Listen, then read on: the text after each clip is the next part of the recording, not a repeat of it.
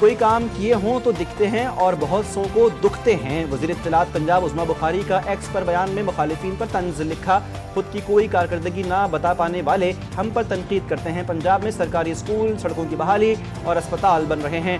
Challenge ہے، اگر کسی کی کوئی کارکردگی ہے تو دکھاؤ اور بتاؤ۔ کراچی میں ایس آئی یو کی زیر حراست تشدد سے جاں بحق نوجوان کی موت کی وجہ کیمیکل ایگزامینیشن کے بعد معلوم ہو سکے گی۔ کیس میں پیش رفت، مقدمے میں نامزد 2 پولیس اہلکار گرفتار۔ ڈی آئی جی جنوبی کے مطابق ایف آئی آر میں نامزد 2 اہلکاروں اے ایس آئی عابد شاہ اور کانسٹیبل آصف علی کو گرفتار کر لیا گیا۔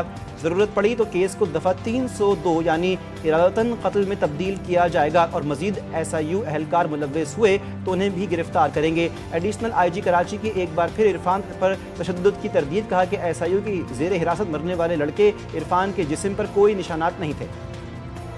یہ افسوسناک واقعہ ہوا ہے۔ یہ لڑکے دیکھے گئے تھے موبائل فون کی تصویریں نکالتے ہوئے، انٹیلیجنس ٹیم نے پھر ان کو پکڑا۔ اگر انہوں نے کوئی کوتاہی کی ہے they will be taken to the task، قانون کے مطابق ان کے خلاف کارروائی ہوگی۔ ایس آئی یو کی حراست میں نوجوان کی ہلاکت، تشدد کے بجائے قتل خطا کا مقدمہ لواحقین کے بجائے سرکار کی مدیت میں درج۔ صدر تھانے میں درج ایف آئی آر کے مطابق پولیس پارٹی نے عرفان اور ساتھیوں کو مشتبہ جان کر حراست میں لیا۔ انٹیروگیشن کے دوران عرفان بے ہوش ہو کر زمین پر گر گیا۔ مقدمے میں 2 اے ایس آئی اور 4 اہلکار نامزد۔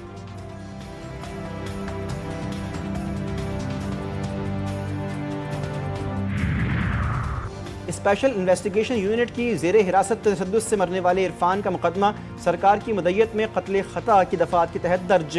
لواحقین کے 7 گھنٹے بعد پولیس سے مذاکرات کامیاب، احتجاجی دھرنا ختم۔ ورثہ عرفان کی میت آبائی شہر بہاولپور لے کر روانہ ہو گئے۔ سوراب گوٹ عیدی سینٹر کے سامنے طویل تعطل کے بعد ٹریفک کی روانی بحال۔ نوجوان کی ہلاکت پر شہریوں کا اظہار مذمت، کہا کہ پولیس گردی نہیں چلے گی۔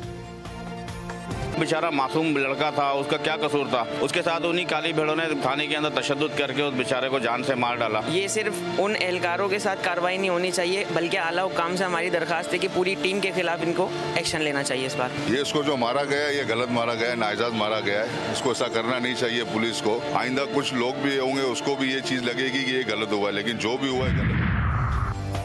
پی آئی اے کا برطانیہ کے لیے فلائٹ آپریشنز، وزیر ایویشن نے آپریشن بحالی کا افتتاح کیا۔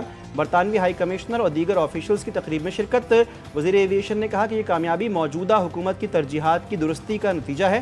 جب ہماری ایئر لائن پر پابندی لگی تو ملک کا امیج خراب ہوا۔ برطانیہ یورپ میں سفارتکاروں نے پاکستان کا مقدمہ بھرپور انداز میں لڑا۔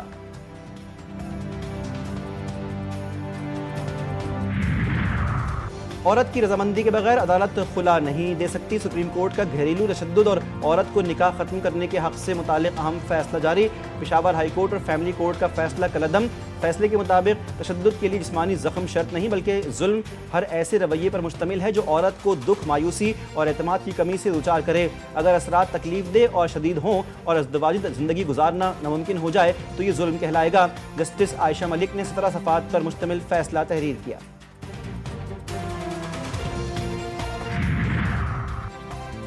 نیول چیف ایڈمرل نوید اشرف کا کریکس ایریا کے فارورڈ پوسٹ کا دورہ۔ آئی ایس پی آر کے مطابق ایڈمرل نوید اشرف نے آپریشنل تیاریوں، جنگی صلاحیتوں کا جائزہ لیا۔ پاک میرینز میں جدید 2400 ڈی ٹی ہوور کرافٹ شامل، روایتی کشتیاں جن علاقوں میں نہیں جا سکتی وہاں ہوور کرافٹ بآسانی متحرک رہیں گے۔ نیول چیف نے کہا کہ سرکریک سے جیوانی تک اپنی بحری حدود کا دفاع جانتے ہیں۔ پاک بحریہ کی دفاعی صلاحیت ہماری قوم کے بلند حوصلے کی طرح مضبوط ہے۔ سمندر سے ساحل تک ہمارا دفاعی نظام ناقابل تسخیر ہے۔ صہیونی فوج کی ایک بار پھر جنگ بندی کی خلاف ورزی۔ دیر البلح میں ڈرون حملے میں 2 بھائی شہید، خان یونس کے قریب گولہ باری سے کئی افراد زخمی۔ جنگ بندی کے بعد شہداء کی مجموعی تعداد 93 ہو گئی۔ سردیاں قریب آتے ہی انسانی بحران شدت اختیار کرنے لگا۔ 15 لاکھ بے گھروں کو سنگین خطرہ۔ اسرائیل خوراک، خیمے اور گرم کپڑوں کی فراہمی میں رکاوٹ بن گیا۔ شمالی علاقوں میں واپس آنے والوں کو بغیر پھٹے بارود سے خطرات لاحق۔ امدادی گروپ نے خبردار کیا کہ بغیر پھٹے دھماکہ خیز مواد کی صفائی میں 20 سے 30 سال لگ سکتے ہیں۔ حماس اور دیگر تنظیموں کا غزہ کو ٹیکنوکریٹ کمیٹی کے حوالے کرنے پر اتفاق۔ آزاد کمیٹی جنگ بندی کے بعد غزہ کا انتظام سنبھالے گی۔ حماس کی ویب سائٹ پر فلسطینی تنظیموں کا مشترکہ بیان جاری۔ عرب اور عالمی اداروں کا تعاون بھی شامل ہوگا۔ امریکی وزیر خارجہ مارکو روبیو کہتے ہیں کہ مستقبل کے غزہ میں حماس کا کوئی کردار نہیں ہوگا۔ غزہ کو مکمل طور پر غیر عسکری علاقہ بنایا جائے گا۔ اپنی بکواس بند کرو، تمہاری وجہ سے لوگ بھوک سے مر رہے ہیں۔ ऑस्ट्रेलवी रियासत तस्मानिया के सेनेटर निक मैकेलम ने इसराइली हामी सेनेटर को खरी सुना दी। कहा कि इसराइली भूख को हथियार के तौर पर इस्तेमाल कर रहा है, इसराइली हुकूमत को इसका जवाब देना होगा।